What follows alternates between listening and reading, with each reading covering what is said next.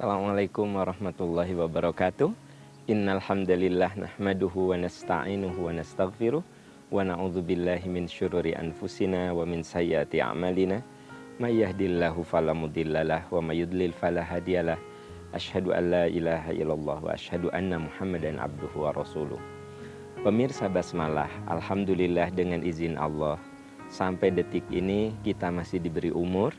Semoga sisa umur yang Allah titipkan kepada kita bisa jaga, kita bisa isi dengan amalan-amalan, dengan karya-karya yang akan menjadi kemaslahatan bagi diri kita, keluarga kita, bangsa, dan tentu saja yang paling utama adalah untuk agama kita. Pemirsa Basmalah, mari kita perhatikan, boleh jadi ada orang-orang yang usianya lebih muda dari kita sudah dipanggil oleh Allah Subhanahu wa Ta'ala. Boleh jadi ada orang yang usianya jauh lebih muda dari kita, sekarang sudah tinggal tulang belulang. Nah, bagi pemirsa dan kita semua yang oleh Allah diberi umur lebih dari 40 tahun, maka di dalam surat Al-Ahqaf ayat 15 ada doa yang sangat indah sekali untuk kita baca. Kenapa di ayat itu disebut usia 40? Karena kalau boleh saya umpamakan usia itu seperti kita melakukan perjalanan ke atas gunung, maka usia 40 itu kita sudah ada di puncak. Nah, kalau sudah ada di puncak, kita harus turun ke bawah. Jadi bagi pemirsa yang usianya sekarang lebih dari 40, sebenarnya Anda sekarang sudah menuruni bukit, menuruni gunung. Nah, sampai ke bawah itu tinggal berapa lama lagi kita tidak tahu. Oleh sebab itu, kenapa Rasulullah Shallallahu Alaihi Wasallam diangkat jadi nabi di usia 40? Karena usia 40 dianggap sebagai usia kematangan, matang secara psikis dan tentu saja matang secara pengalaman. Dan bagi kalangan tertentu itu sudah berada di posisi mapan secara ekonomi. Di dalam Al-Quran, di surat Al-Ahqaf ayat 15, ada doa yang sangat indah untuk kita baca. Rabbi auzi'ni an ashkura ni'mataka allati an'amta alayya wa ala walidayya wa an a'mala salihan tardahu wa aslih li fi dzurriyyati inni tubtu ilaika wa inni minal muslimin. Di doa itu diungkapkan hal-hal yang sangat penting dalam hidup kita. Apalagi bagi mereka yang usianya sudah mencapai kematangan di usia 40. Sampai di surat itu ada penegasan di usia 40 tahun. Apa doanya? Rabbi auzi'ni an ashkura ni'mataka allati an'amta alayya. Ya Allah, beri aku petunjuk, beri aku bimbingan agar aku mensyukuri nikmat yang Engkau telah berikan. Jadi yang pertama kali diungkap dalam doa itu, beri ya Allah saya kekuatan, beri ya Allah saya energi untuk saya bisa bersyukur atas nikmat yang Engkau telah berikan. Karena dari lahir sampai usia 40 itu tentu melewati perjalanan yang cukup lama, cukup jauh. Kita mengalami hal-hal yang baik menyenangkan ataupun tidak menyenangkan. Nah, ternyata sampai di puncak usia 40 itu Allah masih memberikan kenikmatan. Itu sebabnya kita katakan Rabbi auzi'ni an ashkura ni'mataka allati an'amta wa ala walidayya. Bukan hanya nikmat yang Engkau telah berikan kepadaku, tapi juga kepada kedua orang tuaku. Karena ternyata di ayat itu, di Al-Ahqaf ayat 15 itu sebelumnya berbicara tentang kewajiban kita berbuat baik kepada kedua orang tua. Di ayat itu diungkapkan bahwa manusia diwajibkan untuk berbuat baik kepada kedua orang tuanya. Ibunya telah hamil dalam keadaan yang sangat lemah. Ibunya pernah menyusuinya. Jadi di sini diungkap ada satu perjuangan yang betul-betul khas perjuangan ibu, yaitu hamil dan menyusui. Di doa ini kita mohon kepada Allah di usia 40 bukan hanya kita bersyukur atas nikmat yang Allah berikan, tapi juga kita memohon agar kedua orang tua kita juga diampuni. Kenapa? Karena kalau kita usia 40, paling tidak usia orang tua kita sudah di 60-an. Ya enggak? Kalau misalnya orang tua kita menikah di usia 20, maka beliau itu sudah di usia 60-an. Kalau orang tua kita di usia 25 menikah dan usia kita sudah 40, paling tidak dia sudah usia 65. Makanya di ayat itu, selain mohon kepada Allah agar kita diberi kekuatan, diberi energi untuk menjadi orang yang bersyukur atas nikmat yang Allah berikan, kita pun mohon, ya Allah berikan keberkahan untuk kedua orang tua kami. Lalu wa an a'mala sholihan tardahu, ya Allah beri saya kekuatan agar saya bisa mengisi hidup dengan amalan-amalan yang bisa mendatangkan cintamu. Pemirsa Basmalah, kita perlu sadar betul bahwa dengan perjalanan waktu, menit yang kita lalui, jam yang kita arungi, hari yang kita lewati, sebenarnya itu semakin mengurangi jatah umur kita. Ketika kita di usia 40 ke atas, berarti sebenarnya kita lebih dekat kepada kematian kita. Kalau 40 itu dianggap tengah-tengah, maka sesungguhnya usia kita belum tentu 80 kan. Dan harapan hidup orang Indonesia itu menurut penelitian antara 60 sampai 65. Jadi kalau kita diberi usia 40, sesungguhnya 3/4 perjalanan kita sudah terlewati. Berarti tinggal 1/4-nya lagi. Makanya di doa itu kita katakan wa an a'mala sholihan tardoh.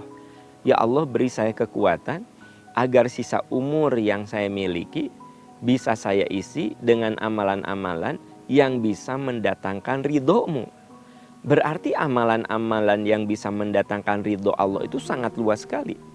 Ketika kita berusaha mencari nafkah yang halal, sesungguhnya kita sedang mengisi sisa umur kita dengan amalan yang bisa mendatangkan cinta dan ridhonya. Ketika kita menjadi ibu yang terbaik untuk anak-anak kita, menjadi istri yang terbaik untuk suami, menjadi suami yang terbaik untuk istri, maka sesungguhnya kita sedang mengisi hidup kita dengan amalan-amalan yang bisa mendatangkan ridho-Mu.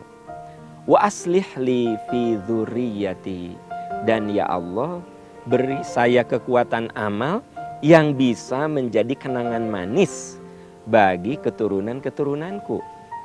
Jadi pemirsa Basmalah, ini doa sangat indah dan lengkap sekali. Pertama kita mohon kepada Allah agar diberi kekuatan untuk bersyukur karena memang usia kita sudah lebih dari pertengahan.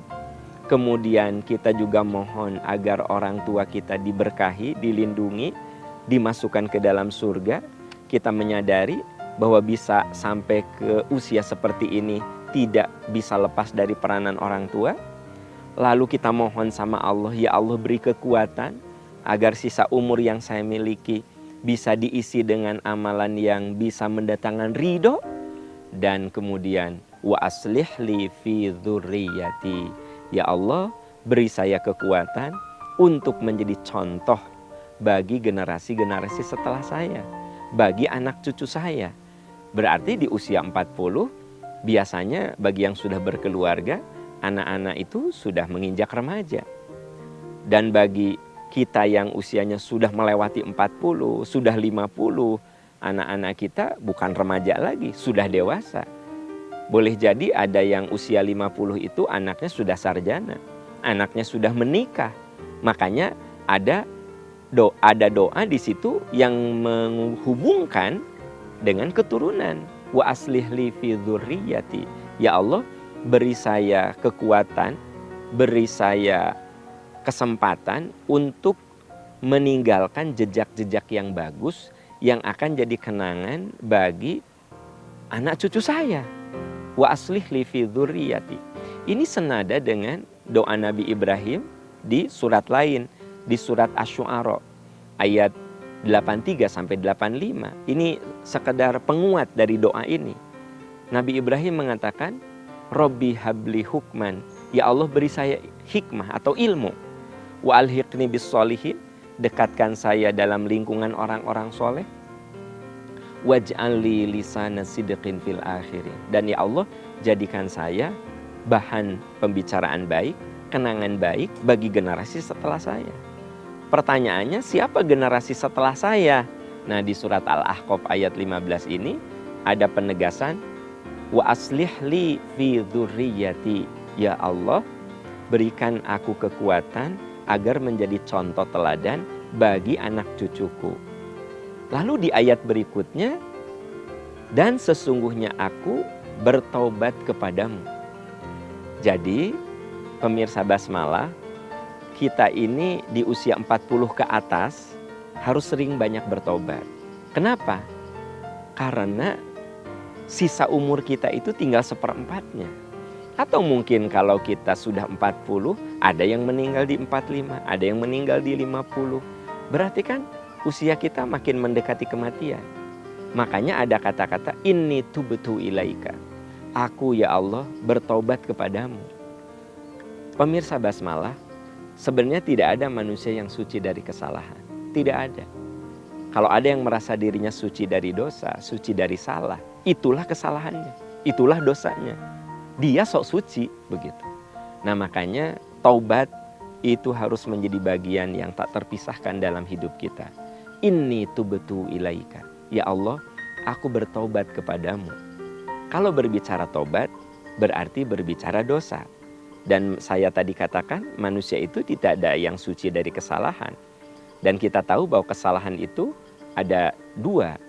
Pertama, ada kesalahan yang sifatnya tidak disengaja. Itu yang disebut dengan dosa by accident. Jadi dosa yang tidak disengaja. Ada dosa yang by design. Dosa yang memang disengaja kita lakukan dengan penuh kesadaran.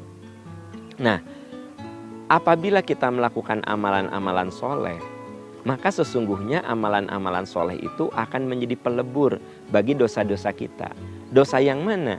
Yaitu dosa yang dikategorikan sebagai dosa yang tidak disengaja. Dosa yang by accident. Ini dijelaskan di dalam ayat lain, innal hasanat yudhibnas sayyiat. Sesungguhnya perbuatan-perbuatan baik yang kita lakukan itu akan melebur dosa-dosa dan kesalahan.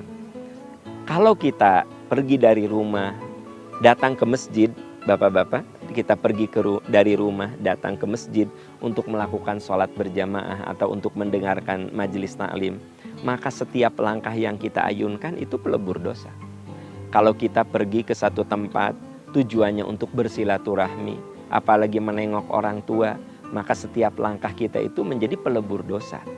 Jadi kalau di usia 40 ke atas itu benar-benar taubat harus menjadi bagian yang tak terpisahkan dalam hidup kita. Dan kalau kita lihat di dalam surat As-Saff ayat 12, sesungguhnya orang itu tidak akan masuk surga kecuali dosa-dosanya itu diampuni. Di dalam surat itu dikatakan, di surat As-Saff ayat 12, yaghfir lakum dzunubakum, Allah ampuni dosa-dosamu. Wa yudkhilkum jannatin tajri min tahtihal anhar, Allah masukkan kamu ke dalam surga. Wa masakin thayyibatan fi jannati na'im, dan Allah akan berikan tempat tinggal yang bagus dalam surga Naim, Jannatu Aden. Nah, di ayat itu ada kata-kata sebelum orang itu masuk surga, ada ungkapan yaghfir lakum dzunubakum, Allah akan ampuni dosa-dosamu. Karena itu, pemirsa Basmalah, wajar kalau di doa ini ada kata-kata inni tubtu ilaika. Ya Allah, aku bertobat kepadamu, aku mohon ampun kepadamu. Sehingga dengan sering kita mohon ampun, sering kita beristighfar, sering kita bertobat, diharapkan ketika jasad kita mau berpisah dengan roh, ketika kematian itu menjemput, semoga kita termasuk orang-orang yang sudah berbekal diri. Kenapa? Karena kita rajin bertobat, otomatis dosa-dosa dan kesalahan kita terhapuskan, terampuni, dan dengan demikian kita saat berpulang kepada Allah itu walaupun ada dosa, paling tidak dosanya tidak terlalu banyak. Itulah kenapa di ayat tadi ada kata-kata inni tubtu ilaika. Ya Allah, aku bertobat kepadamu. Pemirsa Basmalah, kalau kita lihat di dalam surat Al-Munafiqun ayat 10, ada orang yang ketika malakul maut menjemput, dia baru sadar bahwa dia belum beramal soleh dan dia belum banyak bertobat. Makanya ketika kematian menjemput, ada yang berteriak begini, Robbi laula akhortani ila ajalin qarib fa asaddaqa wa akum minas solihin. Ya Allah, tangguhkan kematian saya sesaat saja. Sedetik itu nanti ketika malakul maut menjemput itu menjadi sangat bermakna. Mungkin sekarang ini 5-10 menit, setengah jam, 1 jam kita habiskan untuk hal-hal yang tidak berguna, sepertinya tidak ada masalah. Padahal pemirsa Basmalah, nanti ketika malakul maut menjemput, sedetik pun menjadi sangat berharga. Ini ada penegasan dari surat Al-Munafiqun, Robbi laula akhortani ila ajalin qarib. Ya Allah, tangguhkan kematian saya sesaat saja agar saya bisa beramal soleh. Wala yuakhirallahu nafsan idza jaa ajaluha. Padahal Allah tidak akan pernah menangguhkan kematian seseorang ketika ajalnya sudah tiba. Inilah jawaban mengapa di surat Al-Ahqaf ayat 15 ada doa inni tubtu ilaika. Lalu akhir dari doa ini diakhiri dengan kata-kata wa inni minal muslimin. Ya Allah, sesungguhnya aku termasuk orang-orang muslim yang berserah diri, yang taat patuh akan aturan-aturan Allah. Pemirsa Basmalah, ini isyarat bahwa makin kita mendekati kematian, karena kalau sudah di 40 tahun ke sana, saya tadi katakan, ini ke gerbang kematian makin dekat. Ya, ke gerbang kematian makin dekat. Kita katakan wa inni minal muslimin. Ya Allah, sesungguhnya aku termasuk orang-orang yang berserah diri. Di ayat lain kan ada firman Allah yang mengatakan fashhadu bi anna muslimun.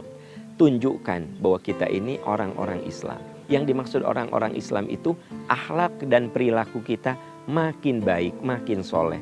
Karena kata Nabi, muslim yang baik adalah al-muslimu man salimal muslimuna min lisanihi wa yadihi. Muslim yang baik adalah muslim yang bisa menyejukkan orang lain baik dengan ucapan dan perilakunya. Nah, pemirsa Basmalah, doa yang tercatat di Al-Ahqaf ayat 15 ini sungguh indah. Kita mohon kepada Allah diberi kekuatan untuk syukur. Kita mohon kepada Allah agar Allah memasukkan kedua orang tua kita dalam surga dan menaungi kedua orang tua kita dengan rahmat-Nya. Kemudian yang ketiga, kita mohon kepada Allah agar diberi kekuatan untuk berkarya, beramal, sehingga kita bisa berbekal. Dan dengan demikian, wa aslih li fi dzurriyyati, kita menjadi contoh teladan bagi generasi setelah kita. Wa inni tubtu ilaika. Ya Allah, aku taubat kepadamu, aku mohon ampun kepadamu. Sehingga dengan perjalanan umur, saat kematian menjemput kita dalam keadaan dosa-dosa sudah terkurangi dengan taubat. Dan mudah-mudahan saat kita dipanggil oleh Allah, kita dalam keadaan berserah diri kepada Allah, mati dalam keadaan Islam, mati dalam keadaan husnul khotimah. Itulah indah dan agungnya doa yang tertera di dalam surat Al-Ahqaf ayat 15. Doa ini bisa kita baca baik setelah sholat atau kapanpun itu bisa kita baca. Karena doa itu mengarahkan kita untuk mengisi hidup yang tersisa ini dengan amalan-amalan yang bisa menghantarkan kita kepada husnul khotimah. Semoga Allah memberkahi sisa umur kita dan semoga Allah memberikan kekuatan agar kita bisa mengisi hidup kita dengan amalan-amalan soleh dan bisa menjadi teladan bagi generasi setelah kita. Subhanaka Allahumma wa bihamdika asyhadu an la ilaha illa anta astaghfiruka wa atubu ilaik walhamdulillahi rabbil alamin. Wassalamualaikum warahmatullahi wabarakatuh.